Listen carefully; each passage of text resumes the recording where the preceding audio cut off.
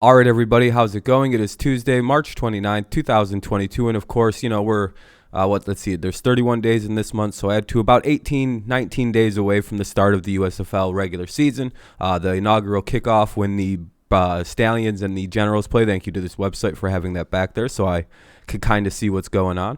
We'll have brand new rules. They'll have a bunch of interesting things, as you can read from the thing, from the title headline there. It's a 3-point conversion, 2 forward passes, and much, much more. So in this video, we're going to go ahead and go over all these rules so we have a better understanding of how the game is going to be different from the traditional NFL or college football, even different from the XFL, AAF, any other variation of football. This is going to be some innovative rules, so it's going to be fun to watch. And if we remember, the NFL is helping fund these leagues, the XFL, the USFL, in some capacity, I believe, to test out these rules. I know the NFL is going to be watching these very, very closely. I think they borrowed stuff from the XFL, or the XFL let them use the technology. I believe it was like the eye in the sky stuff, like all those certain cameras that we were seeing last year, the officials that were able to overturn bad calls from the booth. I think those are things that were taken from springtime leagues. So, I mean, these are interesting rules to watch. I think the thing that the NFL most likely will be interested in adapting is the 2 forward passes. We'll go over that. The 3-point conversion, maybe not. And there's other rules we'll go over as it goes along. We'll do 3 things. We'll explain the rule. We'll give an example of the rule, and I'll give my quick thoughts on if the NFL could adapt this rule or if it's something the NFL should consider adapting, right? So there's quite a few things. We'll go over all that. Before we get right into it, make sure you, I know this is normally the end of the video stuff, but if you don't watch all the way to the end, you might not know. But if you have thoughts on these rules or anything like that, make sure you leave them down below after you watch the video, after you see what the rules are, because I do like to comment back on people, and I noticed comments went way down. So I'm just putting this at the start of the video. Make sure you leave your thoughts below. I comment on everything back, and I'm pretty good about it. So, and also, leave a like if you don't mind. That's pretty cool too. Don't worry, you'll never hear this at the start of a video again. I'm just kind of, the comment thing, I'm more concerned about that because I do like to talk with people and kind of get their opinions on things.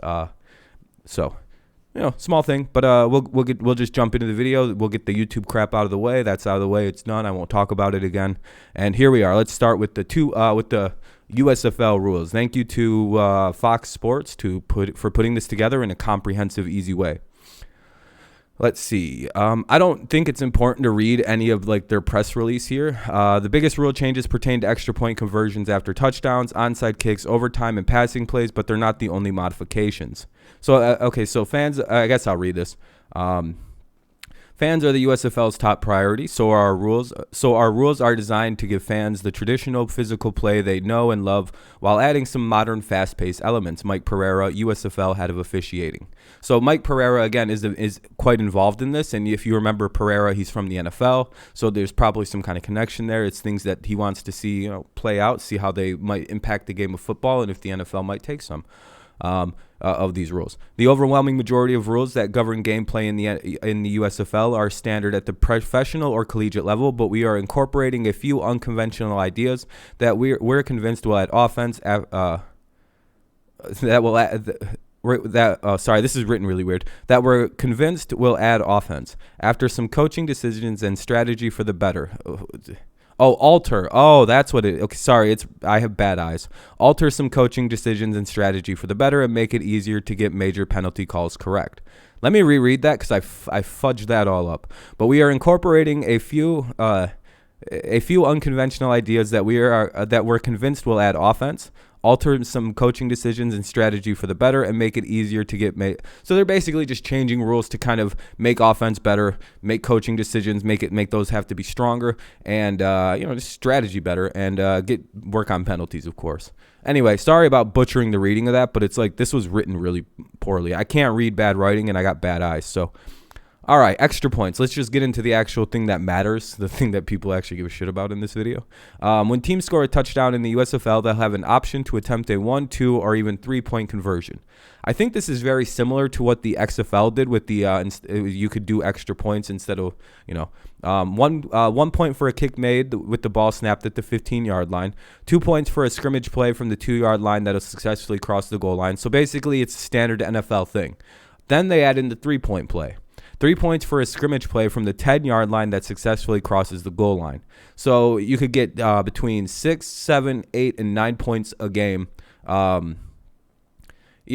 depending on the play. So as a result, a team trailing by 9 points can still tie the game with a touchdown and a 3-point conversion, while an 18-point lead is still a 2-possession game. So that's pretty cool. So say this is a pretty good example. You're down by, 8 points and you're on a game-winning drive and you're like, there's no way we can win. You hit the touchdown and now you have the choice. Do you go for a 2-point conversion to tie it, or do you go for the 3 to win it?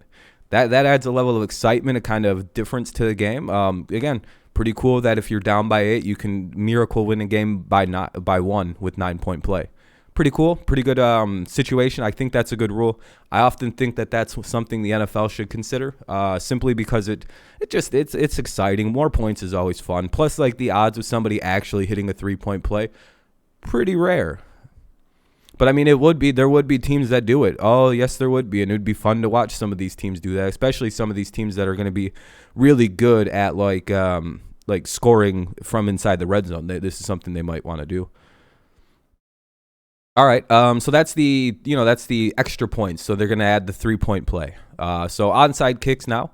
Teams will have 2 options to retain possession after scoring. The first option will be a traditional onside kick attempt from the 25, which we already know and love, the good old onside.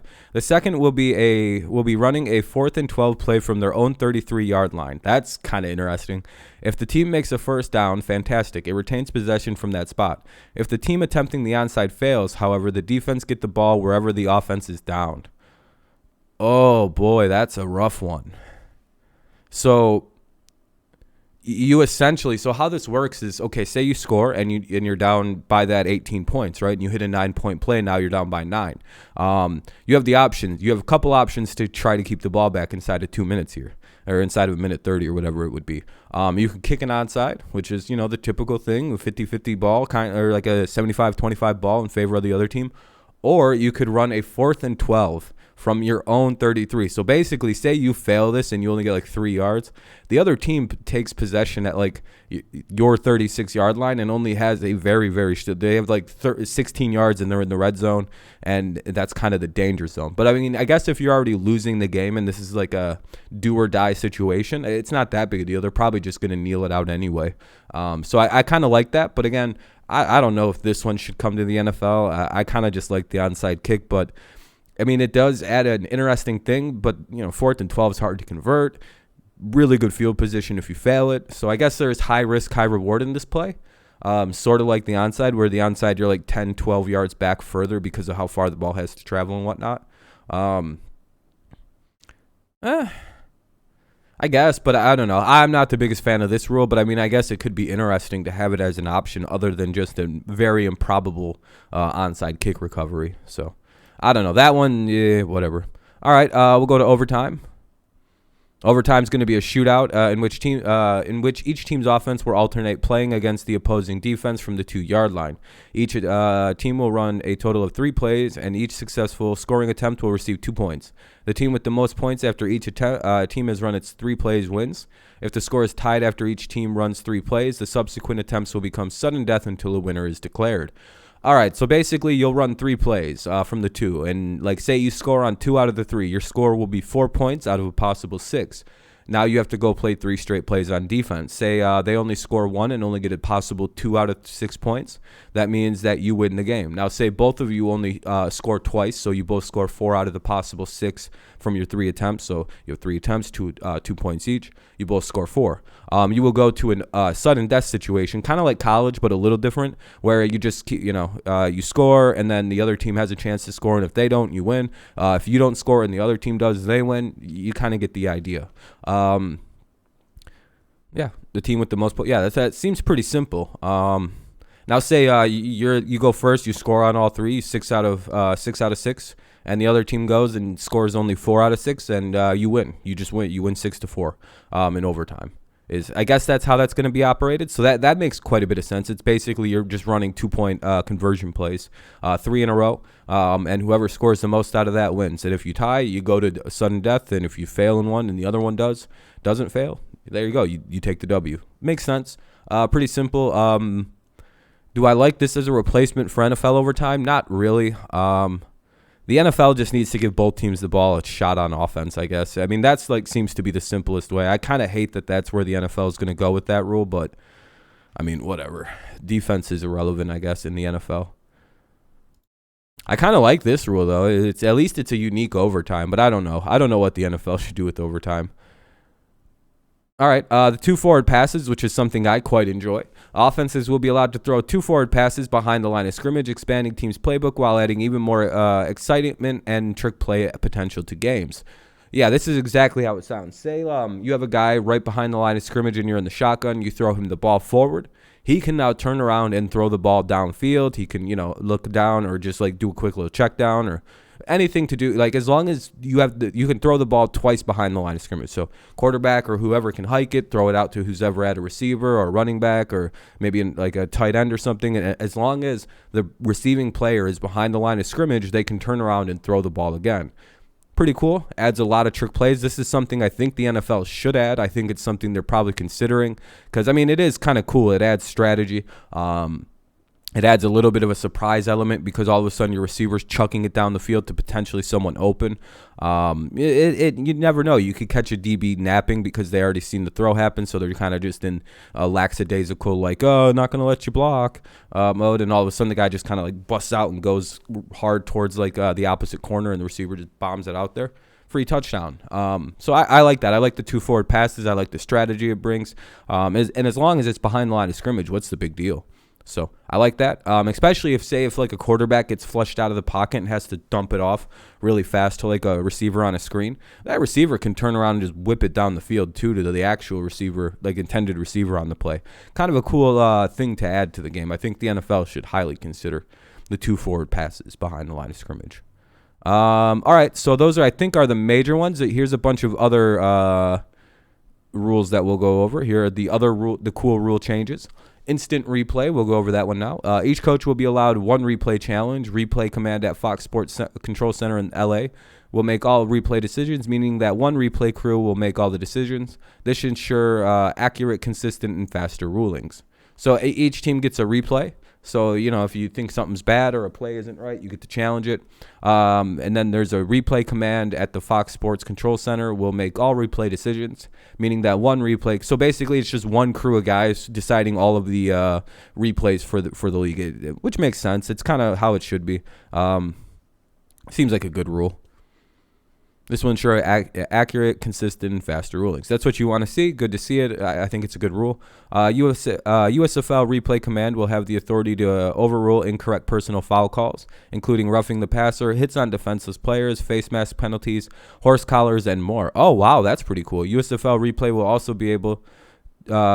also be responsible for determining whether the act of pass interference is obviously intentional when it occurs 15 yards beyond the line of scrimmage. Whoa. So that's okay. So you can challenge bad calls. Like you can challenge bad personal foul calls, it sounds like. The penalty for defensive pass interference will mirror the NCAA rule with exceptions. Defensive pass interference will be a spot foul if it occurs less than 15 yards from the line of scrimmage, but it is a 15-yard penalty if the spot of foul is behind 15 yards. The goal is to decrease the punitive nature of defensive pass interference penalties. However, a defender intentionally tackling a receiver beyond 15 yards, the line of scrimmage. Okay, so basically, if it's an accidental PI and like you guys just get kind of tangled up and it's like, oh shit, then they're not going to like whip you for a 50-yard defensive pass interference. It'll just be a 15-yard penalty. Accidents happen, and I kind of get this rule. Now, say you're going for a touchdown and you got a guy beat and he just does the old college try and takes your feet out and goes and just puts his arms up and is kind of grinning like, hey, I didn't give up the touchdown. They'll spot foul you. Say you're 60 yards downfield, that'll be a 60-yard penalty. That is the correct way. At first, I was like, that's not good because, oh boy, if you do the spot foul, guys are just going to start tackling each other so they don't catch long touchdowns. They'll just take the penalty. Now you can't because it could actually be a disaster to do so because it'll be more than the 15-yard penalty. I like that rule. I like the way they're. If a pass does not cross the line of scrimmage, there can be no penalty for either offensive pass interference or an eligible player downfield. This rule opens up the offense without undermining defense and foregoes punishment for infractions related to the play. Okay, so if it's a backwards pass, there's no real penalty for OPI.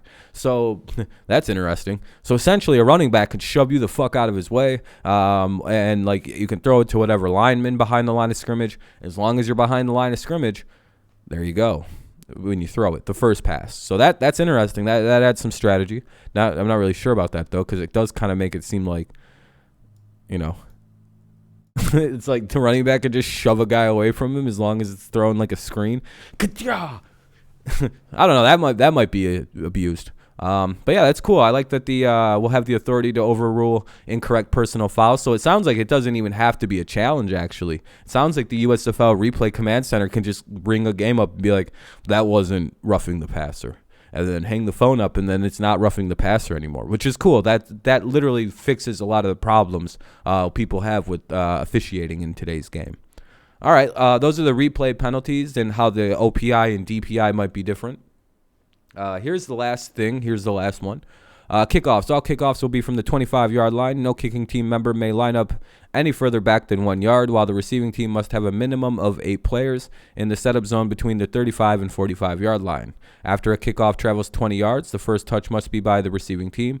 If an untouched kick becomes dead, the ball belongs to the receiving team at the spot. I don't even understand. I'll have to watch their kickoff in motion. They don't even have like a good example. They're like, yeah, it's basically a kickoff. Whatever. I still think that the short distance between I don't really know what this is. So everyone will line up at the 25. There must be 8 guys between the 35 and 45. And the receiving team touch the ball first.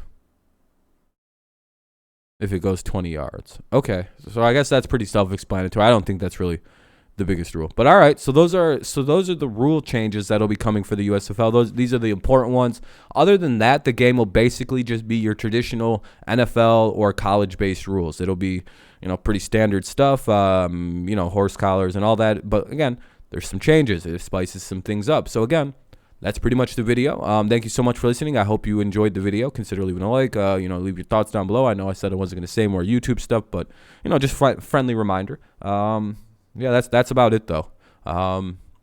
The USFL starts on April 16th, so hopefully we tune in. We'll be covering that game here on the channel, as we like to do with a lot of other things.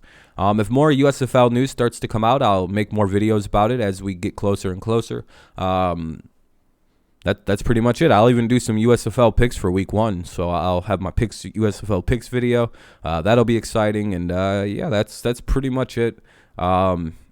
These are the cool rule changes for the USFL. I hope you enjoyed the video. Thank you so much for listening. Have a great rest of your day, night, morning, whenever you listen to this. Go Lions, go Tigers, go Patriots, and of course, go Panthers. And I'll see you whenever I see you next. Thank you. Bye-bye.